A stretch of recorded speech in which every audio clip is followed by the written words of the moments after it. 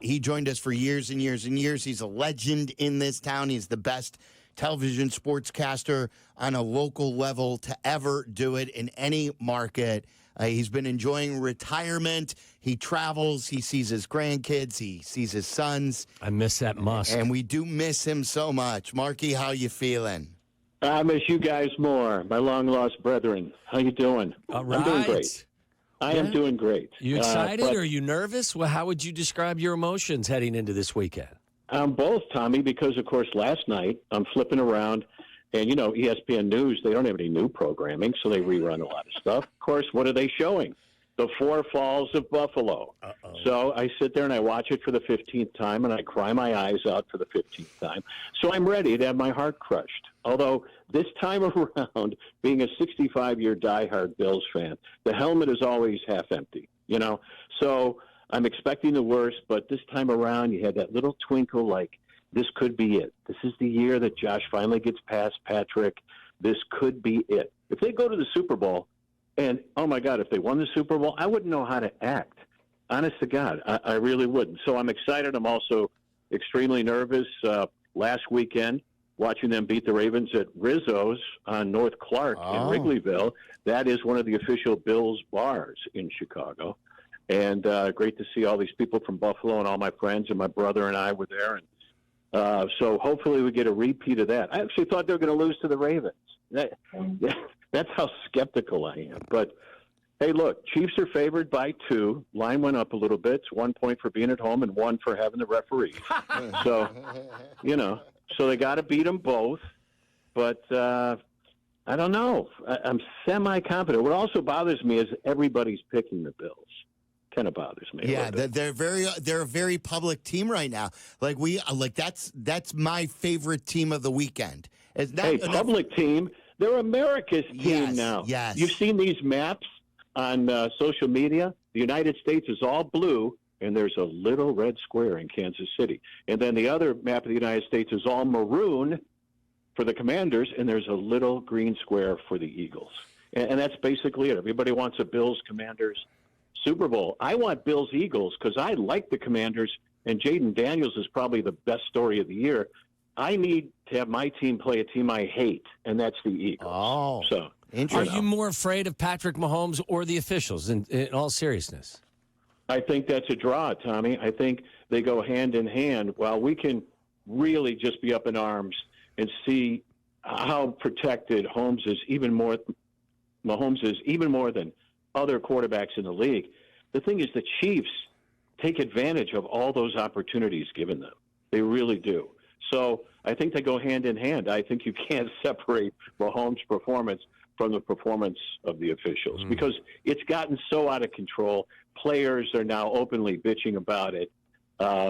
It's really kind of weird to watch it. You covered the Bulls in the heyday in the dynasty years. You know that the league used to complain about Michael and Phil, working the officials and getting the benefit of the calls. Do you believe that it's more just that the great teams get that, or do you really believe there's something to this? Because I polled this question, Mark, on Twitter, and almost 70% of the people voting believe that the NFL officials do favor the Chiefs. I think it's absolutely true because, I think, again, those two things are hand in hand. They're not separate. You don't pick one or the other. It's like, Jordan's going to get the calls and Phil's going to work the rest. That's how it works. And I think the Bills and Josh Allen, as good as they've been, they still don't get it because they haven't earned it yet in the eyes of the NFL and the officials. So I don't want to make too big a deal out of this. I think Josh is going to be Superman, especially in the fourth quarter. He's going to run the ball a lot more. This has to be James Cook's game. Just run the hell out of him. The defense really scares me. They get no pass rush. Their linebackers were their strength. Milano's dinged up. Now Taylor Rapp, their starting safety's out. They're going to start rookie Cole Bishop, who looks like a high school kid running around out there. And their best corner, Christian Benford, he's questionable. He's still in concussion protocol. They got this guy, Keir Elam. He flat out sucks. So, I worry about that. And because Benford played man up on Travis Kelce the last time they played when the Bills won. Kelce had 8 yards. So they got to do a lot of man-to-man. If they play zone, Mahomes and Kelsey will eat them up. And I don't know. I still think it's going to come down to maybe one play, like the Bills have to convert this first down, and then Jim Nantz will say, and the Bills are going to the Super Bowl. And Tony Romo will go, Jim, there's a flag. There's a flag. So, I'm playing all these scenarios in my mind. But, I am excited. And if they do wind up going to the Super Bowl, I'm just going to go down there and stand in front of the stadium and try to get tickets. Let me ask you this, being an old school guy that I am. If you're scalping tickets, are the scalpers just going to give you their burner phones since they don't have paper tickets anymore? Or, That's a good question. I don't know how to do that. How would so they I'm don't being even hand them facetious. out? No, I'm serious though. Can you? Is that what you do? You transfer the tickets. Yeah. I bet you're opening yourself up to a huge scam there as well. Well, I've opened myself up to a lot of things. Okay. Yes, you have. Yeah. Throughout the years, many things. And let me ask you this. My friend was asking me the other day, like, okay, 40 years in Chicago, like 9 or 10 elsewhere. How many times have you been suspended? I said, well, in Chicago, 7. I mean, 7 out of 40 years, that's nothing. No, it's not. It's nothing. That's a solid reputation and track record. Jimmy Butler's been suspended that many times this year. Yeah. Think about that. Exactly. Wow, you talk about the unknown, no college offers except for Marquette, just this hard-working blue-collar underdog, and now he's the biggest friggin' diva on earth. Yeah. But that's what the NBA does to you. Yeah, there's a lot of divas there. If the Bills do make it to the Super Bowl, you've covered many Super Bowls. You've gone to. I sat next to you for one of the Super Bowls. I think it was in San Diego, way up behind the end zone in the nosebleeds. Yes, that's right. Will you go as a fan and enjoy it for the experience? Absolutely. I'm so old. I have seen every Super Bowl live, either on television or in person. 8 in person, 51 or 50 on television. And I will have seen 59 live. And the best one, of course, well, it wasn't the best because they lost, but the scene was the first Super Bowl the Bills ran against the Giants. I'm with my college roommate who's a Giants fan. My parents are there. Whitney Houston sings the national anthem. It's Persian Gulf War. The jets fly over. Purple sky. It was unbelievable. It was the most emotional thing. And then, of course, wide right. But then again, Tommy, as you alluded to, the Bills go back to Buffalo, and it's as if they won the Super Bowl with a couple million people downtown at a rally, giving Scott Norwood like a 10-minute standing ovation. Yeah.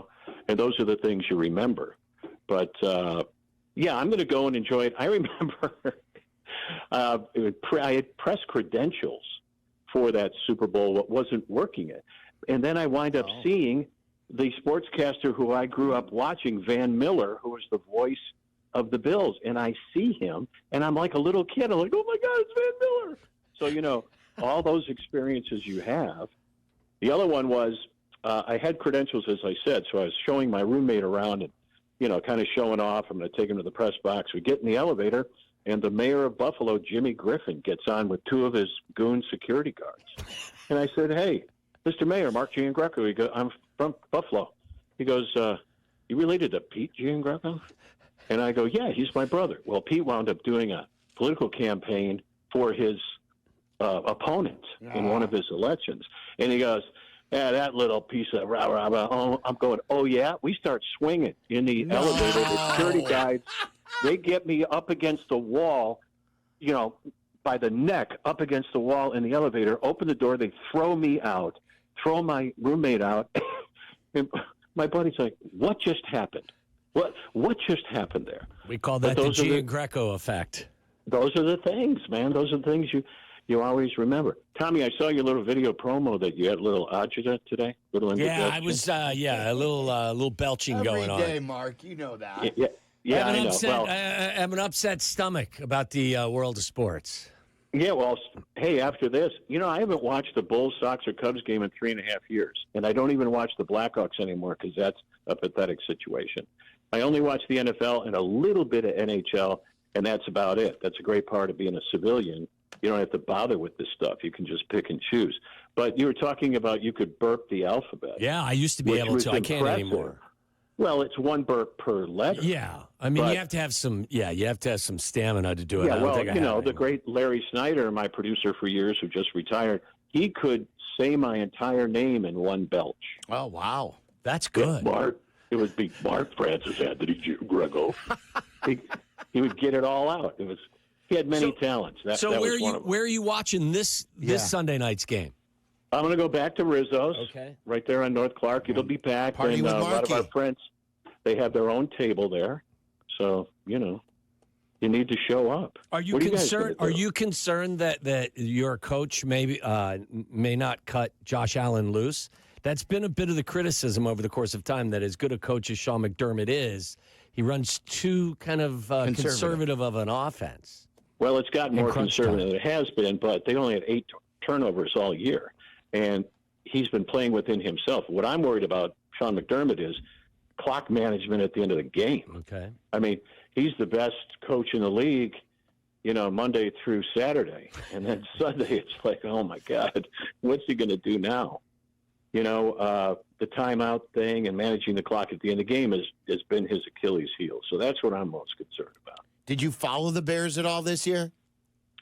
Oh, of course. I live next door. Of course, I watched the Bears. You can't break that habit. I watched every single game. By the way, I was out to dinner last night or 2 nights ago with Joe Stone Crab with the great Bob Vorwald and Chuck Garfien. And we're sitting in a corner booth, and Kevin Warren and his wife were entertaining another couple. They're the next table over. And somebody sent a note over to Warren, like congratulations on Ben Johnson or whatever. And Chuck said, I'm going to send a note over saying, get a friggin' stadium built. Yeah. I was going to ask you, where do you think ultimately they will break ground? And where should they break ground? I'm shocked at your poll. I thought for sure. I want them to stay next door. I want them to build downtown. I'm a city guy. Suburbs, they have their own ecosystem. They develop themselves.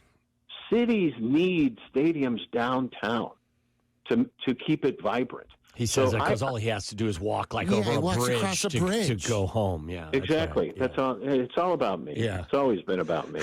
So, but the problem is, the Park District and, that being on that side of Lakeshore Drive, you can't have restaurants or bars over there, That's a thing. stuff like that.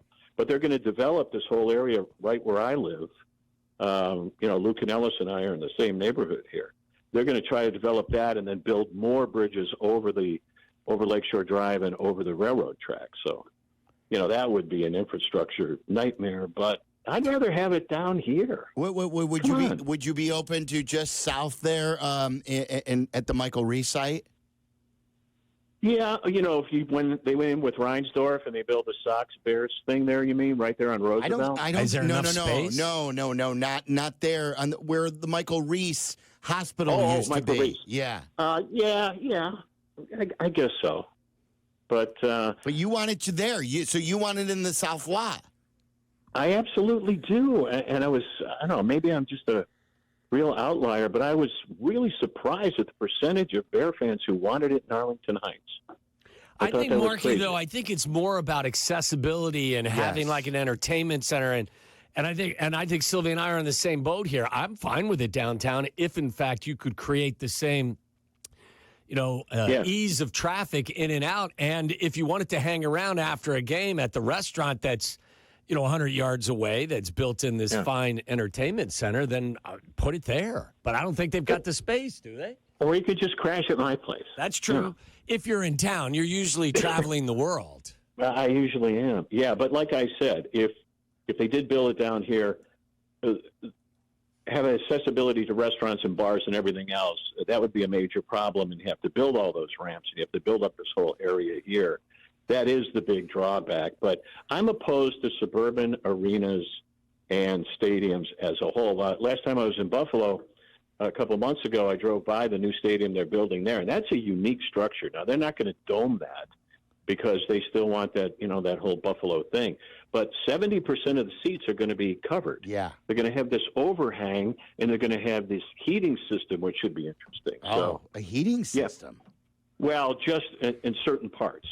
They have those in certain stadiums now, the ones that do have overhangs. Standing on the L platform there with or in a valet spot. Pretty much is what it is. Yeah. Well, I saw this comparison between Chiefs fans and Bills fans today, and they go to the Chiefs, and it's some local reporter going, the state Arrowhead's going to allow fans to come in and use cardboard to keep themselves warm. They put cardboard down and wrap themselves in cardboard. And then they showed this big, huge 300-pound shirtless guy pouring beer over his head, screaming. And that's the difference between Bills fans and Chiefs fans. You guys are nuts.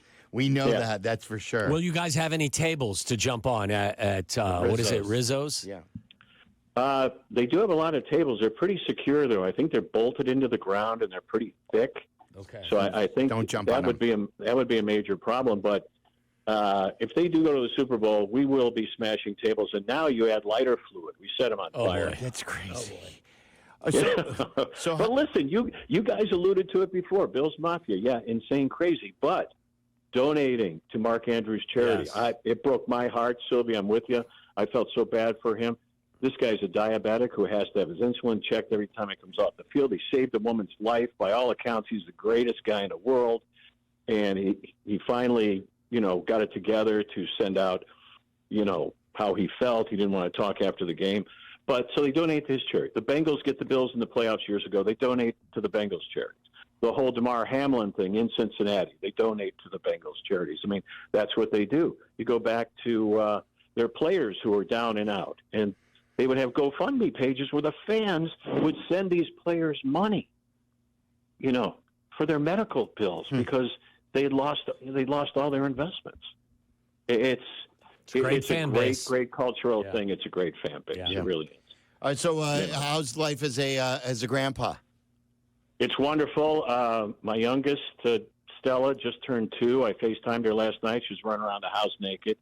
And so she gets that from her grandfather, who probably still does that at times too, don't you? Exactly. They blame me for everything. The best thing is, as a grandparent, I have 4 of them now. That's amazing. Is you go in and you violate every rule that your kids have established for their children, and you get them all jacked up on candy and Mountain Dew, and then you leave. Yeah, you go home. Exactly. Yeah, and I don't have to stand in the driveway and offer to babysit. It's like, I got to catch a plane. I got to go. It's amazing. No, it's the best. Well, Tommy, your kids grown and gone. What are you doing? We had our first grandson. He's almost 5 months now. So I got the notice. Congratulations. I'm glad you worked Gino into the name. Yes. I'm glad your Thomas daughter Gino. did that. Yes. That's so great. Yeah, it is. It's the best thing in the world. There's no question about it, for sure. It really is. So I'm just traveling a lot. I think I'm always going to have a base here, and I'm always going to stay in Chicago. But just got back from London and Paris, and do a couple of Florida trips coming up, and back and forth to Colorado. And all my college buddies have summer places all around the country, and I'm just America's guest. So we just do that. See, they get hammered and go out and play golf, and then come back and get hammered again. Yeah, who needs the 5 and the 10? Yeah, you're doing it right. He's got it right. Yeah, Mark, you're the best. You're the best. No, we appreciate you. Guys are the best. And look I'm going out to dinner with a bunch of guys, Ryan Cheverini, Adam Amin. We're trying to get everybody together. You and I keep talking about Chicago Cut. Come on, let's book it. We'll do it. We'll do it. Jesse wants in too, so we'll get it on the books. Marky, thanks. Thanks, Marky. Miss you, buddy. Miss you. Love you. Go Bills. So, there's Mark Giangreco.